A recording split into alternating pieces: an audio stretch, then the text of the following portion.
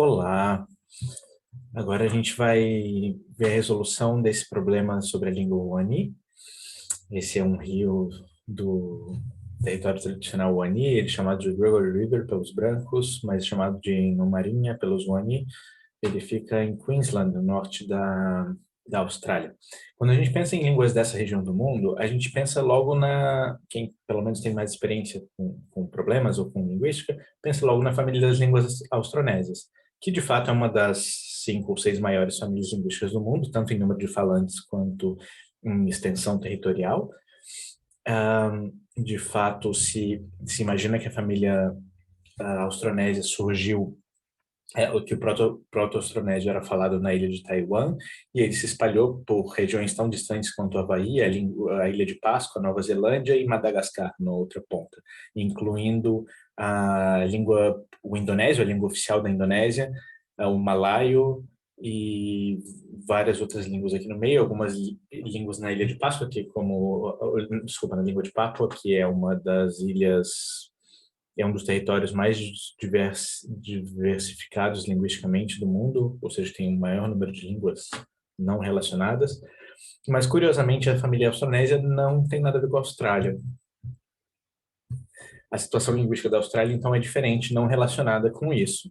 Mas a situação linguística da Austrália é mais ou menos o seguinte: tirando, obviamente, o inglês falado pelos colonizadores e por muitos dos colonizados, a maior parte da extensão territorial da Austrália corresponde a línguas de uma mesma família, que é a família Pananiungana.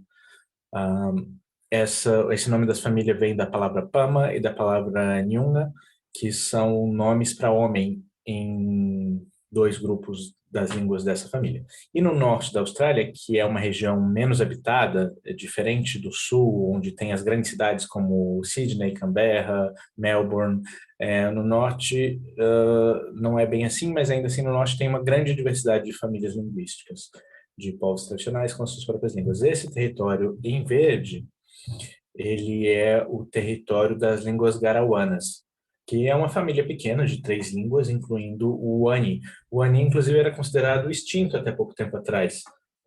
Hoje se estima que ele tem 16 falantes nativos, eu achei esse número em algum lugar, então é uma língua severamente ameaçada. O povo Wani, no entanto, ele existe, ele é um caso relativamente bem sucedido, eles tiveram um processo bonito de retomada do seu território tradicional recentemente, mas ainda assim a língua, ainda que eles procurem preservar elementos da sua cultura, do seu modo tradicional de vida, a língua foi se perdendo mais rápido depois de algumas gerações de pessoas que cresceram falando inglês, como acontece com várias línguas indígenas na América também. As pessoas começam a crescer só falando espanhol ou só português e a língua acaba se perdendo. Mas, enfim, esse problema foi composto por essa linguista, Mary Lauren, ah, e apareceu na NACLO, na Olimpíada de Linguística da América do Norte, dos Estados Unidos, em 2012. Esse é um problema típico do que a gente chama de pedra de Roseta. Ou seja, a estrutura do problema é a seguinte: tem algumas frases na língua que eu não conheço, no caso o ANI, as frases correspondentes traduzidas para uma língua que eu conheço, no caso o português, e aí depois a minha tarefa, depois que eu usar isso para entender um pouco de como a língua funciona, a minha tarefa é traduzir algumas frases do ANI para o português e outras frases do português para o ANI. Esse nome Pedra de Roseta, claro, faz referência à famosa pedra que ajudou a decifrar os hieroglifos egípcios no século XIX, porque ela tinha textos paralelos em hieroglifo e em grego. Então, esse é um apelido que a gente usa para esse tipo de problema. Esse problema especificamente, ele tem um texto relativamente longo, mais longo do que problemas parecidos, porque é um diálogo. Então, para um diálogo funcionar para um problema, em geral você precisa de mais frases para as palavras se repetirem o suficiente. Por outro lado, é um diálogo que tem muitas palavras que se repetem. Então, ao mesmo tempo que o problema pode parecer assustador no primeiro momento, ele também é interessante porque ele tem essa facilidade, assim, várias palavras se repetem várias vezes, então essa parte do vocabulário vai ser rápida. Eu vou tentar resolver o problema mais ou menos passo a passo aqui, para a gente pensar um pouco o que é importante quando a gente está resolvendo um problema desse tipo. tem duas coisas que eu considero importantes para começar. Aqui eu vou mostrar só as primeiras frases do corpus, porque, enfim, o corpus é muito grande para caber numa tela só. Mas tem duas coisas que eu considero importantes no início. Primeiro, a primeira coisa que vai acontecer, provavelmente, é a gente começar a olhar o vocabulário básico, os nomes, os verbos, esse tipo de coisa. Eu acho importante que isso aconteça o mais rápido possível. O mais rápido possível a gente olhe isso, para que a gente tenha tempo para se focar nos fenômenos principais, que a gente ainda não sabe quais são, mas eles vão ficar claros conforme a gente resolve o problema. E uma segunda coisa que é importante é a gente organizar bem as nossas informações desde o início, porque se a gente estiver bem organizado nas coisas simples, quando a gente chegar nos fenômenos difíceis de entender, vai ser bem mais fácil. A chance da gente se perder daí é menor. Então, eu estou me organizando da seguinte forma. Eu peguei uma folha que eu estou chamando de rascunho, que é onde eu vou fazer anotações mais livres. Essa folha eu vou jogar fora, depois que eu terminar de resolver o problema. E, e eu tenho uma folha, essa amarela, de anotações estruturadas, que é onde eu vou anotar principalmente as regras de como a língua funciona. E provavelmente algumas palavras importantes da língua que eu considero importantes. Essa fronteira entre importante e não importante é um pouco, não é muito clara. Mas, por exemplo, a primeira palavra que eu noto aqui é a palavra mulher, porque ela aparece em 4 frases dessas primeiras e a única palavra em Wani que pode corresponder a isso é essa palavra queria. Então, queria é mulher. Eu levei alguns segundos para perceber isso. Então, eu não. Certamente isso não é parte do que é importante no problema. Então, eu vou anotar isso no rascunho. Em geral, esse vocabulário básico, quais são os nomes, os verbos, eu não vou precisar explicar isso para ninguém. Então, eu coloco aqui no meu rascunho. E nas anotações estruturadas, por outro lado, eu já descobri coisas que podem vir para cá. Por exemplo, nessa frase aqui, não aparece a palavra queria sozinha, aparece a palavra queria ouro. E só que na frase em português, a situação é a seguinte: ele vai em direção à mulher. Então, esse ouro provavelmente é um sufixo que significa em direção a. Depois a gente vai ver que esse sufixo aparece várias vezes no corpus e faz sentido pensar que ele tem esse significado mesmo. Por outro lado, aqui aparece aquela mulher. O aquela tem que aparecer junto com mulher, porque ele é um adjunto, né? Um complemento da palavra mulher. Então, só pode ser essa palavra aqui, nana. Então, nana significa aquela. Eu anotei no rascunho porque eu acho que não é importante, mas pode ser que eu mude de ideia e anote na folha amarela depois. Enfim, eu posso seguir fazendo isso, olhando as repetições, que é um método simples, né? E marcando os substantivos. Eu estou marcando de sim os substantivos. Aliás, é uma boa estratégia, em geral, usar lápis colorido, caneta colorida para marcar as palavras. É uma coisa que ajuda, tudo que puder ajudar o seu olho a pensar junto com você, em geral é bom. Mas eu estou marcando de cinza porque eu quero guardar as cores boas para as palavras importantes. Então, essas que eu já sei que não são tão importantes assim, eu vou marcar de cinza. Então, da mesma maneira que Kiri é mulher, eu descubro que Bururi é homem. O Bururi também aparece com alguns adjetivos. Uma coisa interessante que acontece aqui é esse I. Aqui aparece Bururi, com o I duplicado.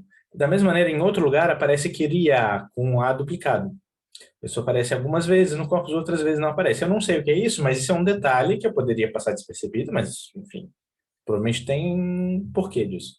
Não é só um erro de digitação. Então, eu deixei anotado essas duas coisas aqui, porque eu sei que isso vai ser uma regra importante, mas eu acho que está muito cedo para entender como isso funciona, então eu vou deixar para depois. Então, por enquanto, é isso. Da mesma maneira, eu posso olhar o alide, que é carne, cacu, que é peixe, eu posso olhar várias outras palavras, eu podia ficar aqui fazendo um tempão. Eu peguei o alide porque o alide tem um outro sufixo aqui, iane, que aparece aqui também, iane. Aqui parece fome de carne, esse de, que para encaixar no fome, provavelmente é representado por esse iane. Aqui o iane parece que representa isso aqui, um pouco de carne. Eu vou tentar entender isso daqui a pouco. Porque uma outra coisa que eu posso fazer para achar vocabulário rápido, de novo, eu preciso entender como o vocabulário básico funciona, a primeira coisa. Depois eu vou olhar o que é mais complicado. E aí uma outra coisa que eu posso usar é pegar o próprio sufixo, esses dois sufixos que eu descobri, e usar ele para achar as palavras. Por exemplo, aqui nessa última frase aqui, os dois voltaram para o acampamento e aqui tem essa palavra radiuro. Então, esse uro provavelmente corresponde a esse para, né? Então, esse irad é acampamento. Da mesma maneira, esse Karinja.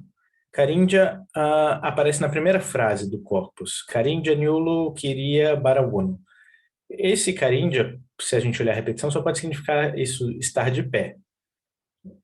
E aqui é interessante, porque é a mulher que está de pé, mas mulher está aqui, queria, aqui no início, e Karinja aparece com um sufixo uro, porque é para a mulher que está de pé. Então é interessante isso também. E o outro sufixo que eu tinha visto, esse yani, ele é interessante, porque aqui com peixe, kaku, aparece kakuyani, um pouco de peixe, que provavelmente significa a mesma coisa que esse, desculpa, kakuwani. Então, essa forma, wani, provavelmente é só uma outra forma de yani, provavelmente porque o alid termina em i, kaku termina em u, então vem a aproximante, que é mais articulada, mais próxima na boca. Eu chutaria isso, mas talvez eu não precise entender isso completamente. Uma coisa que acontece em problemas com corpos muito grande, com muitas frases, é que provavelmente você não precisa entender todas as coisas para conseguir responder as perguntas, né? Então é isso. Esse wani barra yani aparece aqui também, em nenhum peixe também, aparece com fome de carne de novo, aparece aqui nenhum peixe de novo. Isso provavelmente corresponde ao que em linguística a gente chama de partitivo. Partitivo é uma coisa importante em várias línguas e é um pouco importante no português também. Por exemplo, vamos pensar aqui, ele está um pouco de carne. Em português eu poderia substituir dessa maneira, de da carne. É assim, ele comeu do bolo. Quando eu falo ele comeu o bolo, pode significar um pedaço do bolo, mas pode significar o bolo inteiro, porque o português é flexível com isso. Mas se eu quero deixar claro que ele comeu só um pedaço do bolo, eu posso dizer ele comeu do bolo. A gente usa essa preposição de em português para indicar o partitivo. Em outras línguas, as pessoas têm marcas específicas para o partitivo e às vezes o partitivo é obrigatório. Você precisa dizer do bolo e não o bolo para dizer que ele comeu um pedaço do bolo. Parece o seu caso em um anime. Para ele dizer que ele deu a carne cozida para a mulher, claro, ele deu um pouco de carne, aí a carne aparentemente precisa aparecer com esse sufixo yani. E na negação também. É engraçado. Kakuani, nenhum peixe. Aqui, Kakuani, nenhum peixe. Aqui, Kakuani, nenhum peixe.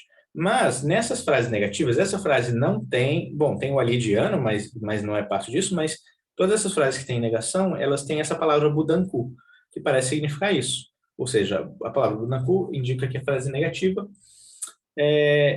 mais o Budanku junto com o substantivo no partitivo quer dizer que é a negação do substantivo, ou seja, eu tenho nada do peixe. Alguma coisa assim, da mesma maneira, eu vou pegar do peixe, ou seja, o partitivo ele acaba sendo, pode ser necessário para outras coisas. Então, isso é uma regra que a gente poderia anotar. Frase negativa, quando eu quero negar um substantivo, dizer que peixe, nenhum peixe, além da palavra para não, eu preciso do sufixo de partitivo. Enfim, um detalhe, né? Mas é um detalhe interessante. A gente pode olhar outros sufixos, né? Que, por exemplo, aqui na primeira frase do corpus carindi, a gente já sabe que é de pé, niulo a gente não sabe o que é, queria mulher, e aqui bara uno provavelmente significa na casa. Parece que bara significa casa e o uno significa o em. Por que eu acho isso? Porque eu posso olhar todas as outras frases que aparecem em Uno, e o Uno aparece várias vezes. Aparece na casa aqui de novo. É comum as línguas terem algum tipo de marca de locativo, né? Que indica o lugar, um lugar. Mas aqui tem essa formação engraçada, porque a gente já descobriu que nana significa aquela. Aí tem essa formação engraçada nana uno, que é o aquela com o locativo. E aquela com locativo, pela frase em português, parece que significa ali, ali na casa, nana uno, bara uno. Isso é uma formação interessante, né? Isso aparece de novo aqui, em algum lugar, não sei. Mas aparece essa outra formação na Uno, que significa aqui. Aparentemente significa aqui. Aparece 3 vezes. Então, é de se esperar que na significa esse. Se naná significa aquele e na Uno significa ali, então, e na Uno significa aqui, então na deve significar este, o proximal. E de fato aparece num lugar aqui, se a gente olhar bem. Aparece no homem aqui, porque aqui tem esse homem, então a gente deveria esperar um na. Não aparece um na sozinho, aparece um nankani. Nankani bururi. Mas aqui também aparece um para aquela mulher, nanankani queria. Ou seja, esse Nkani parece estar junto com essa repetição do A ou do I. Provavelmente uma marca parecida, tanto que eu pintei da mesma cor, pintei de azul aqui e vou deixar para entender isso depois. Então, é isso. A gente poderia continuar olhando os substantivos todos, mas eu acho que já deu para entender o suficiente. A gente já entendeu como é que funcionam esses sufixos, pelo menos 3 deles, mas tem mais. A gente entendeu que tem essa duplicação do e ou do a que a gente não entendeu por enquanto, vai deixar para entender depois. A gente entendeu o esse ou aquele. E mais ou menos isso. E a gente entendeu o Budanku, que é essa palavra de negação. Vamos tentar entender os verbos, ou os adjetivos, ou ambos. A gente vai ver que nesse caso é ambos. Nesse caso eles funcionam juntos. Porque, olha só. Vamos ver aqui. Jarba. Jarba é comer. A gente pode pegar essa frase pequena. Tem não, esse aqui que não sei, e o Jalania, que provavelmente significa agora, significa, talvez signifique eu de alguma forma, não sei. Mas está dito, eu não estou comendo agora. Jarba é comer. Aparece jarba aqui, o que você come. Aparece jarba aqui, a mulher come.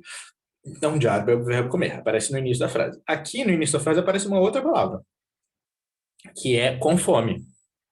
Balikadba. Balikadba aparece aqui com outro formato, ou seja, existem sufixos nos verbos, que é balikadini, mas significa com fome também. E aqui também, famintamente, também aparece como balikadini. A gente não sabe exatamente o que esse sufixo significa, mas provavelmente a gente não vai precisar entender isso. Ou pelo menos não agora. Mas é interessante. Então, esse com fome, essa expressão que nessas frases faz o papel, em algumas dessas frases, faz o papel de predicativo, se a gente fosse falar da gramática do português, ou seja, como o complemento, o núcleo do predicado da frase, tem uma mesma classe que os verbos, que são também núcleo do predicado da frase.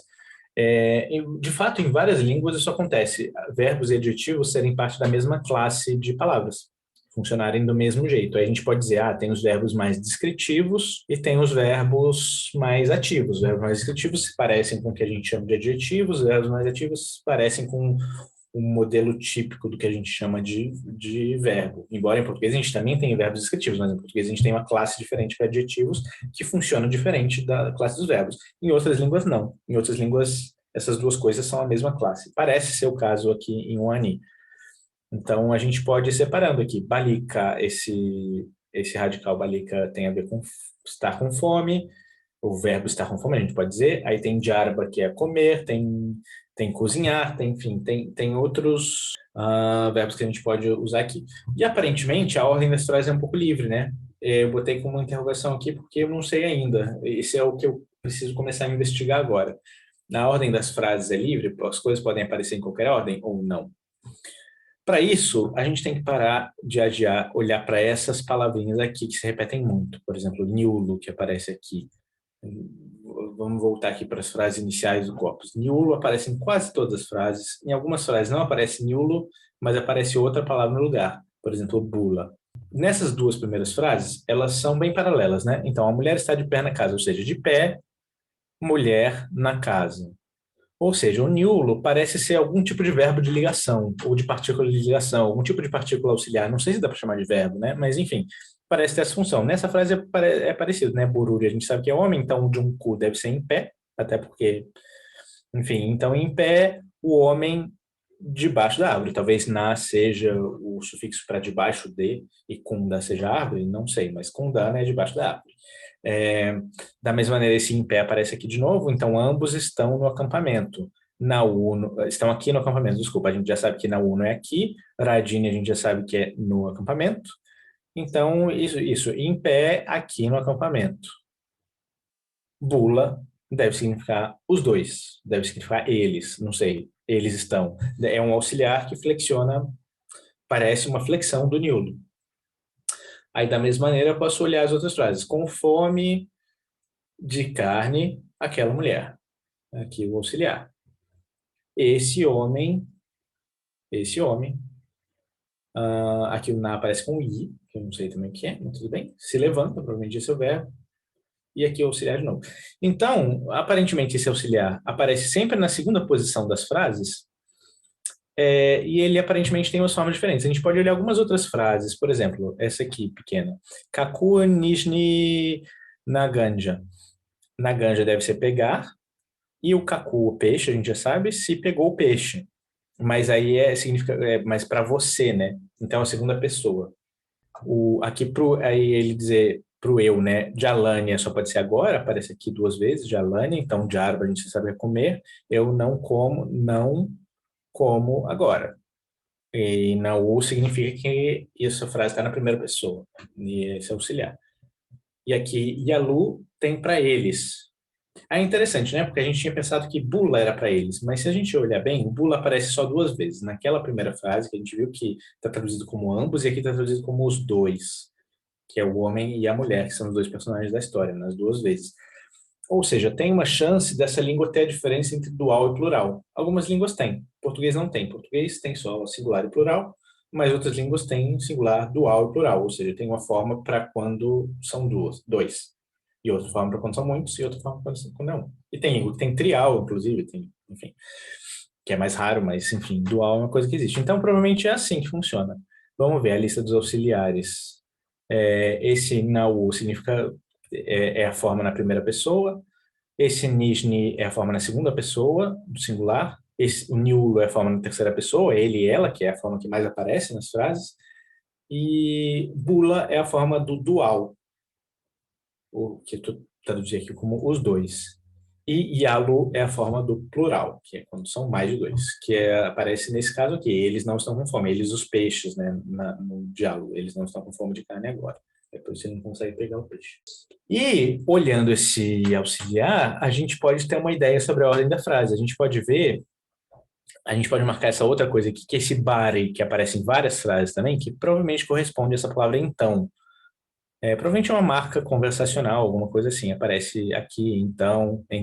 Tirando o bari, o niulo ou as outras formas são sempre, esse auxiliar é sempre a segunda palavra da frase. Às vezes tem uma vírgula ou dois pontos, alguma coisa aí, enfim. Na outra frase é a segunda palavra. Isso aparentemente acontece em todas as frases. A primeira palavra, normalmente, tirando o bari aparentemente não conta. A primeira palavra normalmente é um verbo, como jarba aqui, como o jauikala, que provavelmente significa perguntar, né? Em alguns casos não é. E nos casos que tem negação, a negação é a primeira palavra. Então, a gente pode dizer que a ordem da frase é a seguinte: a primeira palavra normalmente é um verbo barra adjetivo ou a palavra negativa, mas tem exceções. A segunda palavra é o auxiliar, sempre. E da terceira para frente, tanto faz, aí da terceira para frente parece que a ordem da frase é bem livre.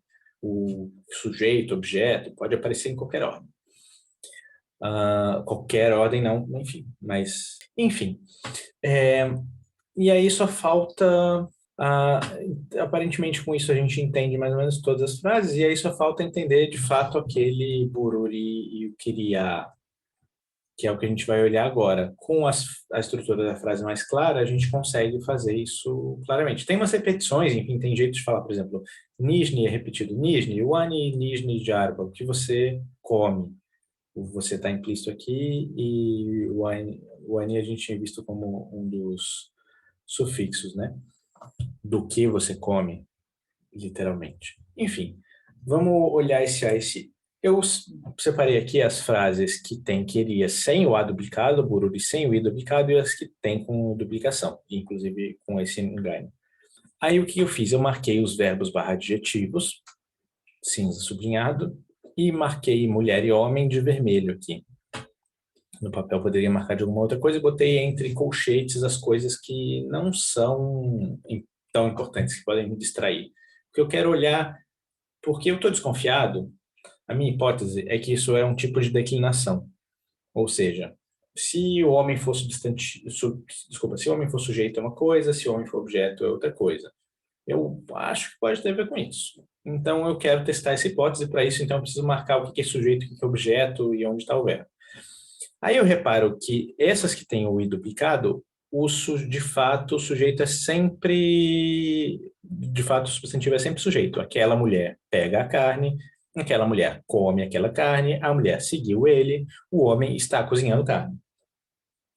Nos 4 casos é o sujeito. Mas em alguns casos aqui tem sujeito também. A mulher está em pé, mas tem outros que é objeto. Ele viu a mulher. Aqui a mulher é objeto e aí não tem o coisinho. Eu posso ficar confuso com isso, mas eu posso reparar melhor que todos os casos em que mulher e homem são sujeitos e não tem nesse primeiro grupo aqui, elas são sempre sujeitos de verbos intransitivos. Por exemplo, a mulher está em pé, está em pé, está em pé. Ou então, o homem estava sentado, o homem se levantou, ou se levanta. Tudo isso são frases que não têm objeto. Se a gente reparar bem, essas frases não são a mesma coisa. Ser um sujeito de um verbo intransitivo, a gente está acostumado a pensar que é a mesma coisa de ser um sujeito de um verbo transitivo, porque em português é parecido, mas pode ser diferente. A gente pode, inclusive, anotar isso, porque tá claro que isso acontece. De fato, todas as vezes que recebe esse IA e recebe o Mcani, que aparece junto, isso é sempre quando a palavra é um sujeito de um verbo transitivo, e a forma curta, quando não aparece nada disso, ou seja, que a marca é zero, a marca é conjunto vazio, ou seja, não tem nenhuma marca explícita, é quando a palavra é o objeto de um verbo transitivo ou o sujeito de um verbo intransitivo. É como se fosse, porque assim, quando a gente fala em sujeito e objeto, a gente está pensando num verbo que tem algo, tipicamente um agente, alguém que faz a ação e alguém que sofre a ação. No caso do verbo intransitivo, a pessoa que faz a ação e que sofre a ação é a mesma pessoa. A ação de se levantar. Eu levanto e eu sou levantado por mim mesmo, né? Mas no português a gente enfatiza o fato de que eu sou um agente da ação. Mas tem línguas que vão enfatizar o fato de eu sofrer a ação, ou seja, quando eu me levanto, eu estou sendo levantado por mim mesmo, mas tudo bem. Então, em algumas línguas, esse alinhamento vai ser diferente. O sujeito do verbo intransitivo vai estar alinhado, vai ter o mesmo tipo de marca que o objeto do verbo transitivo.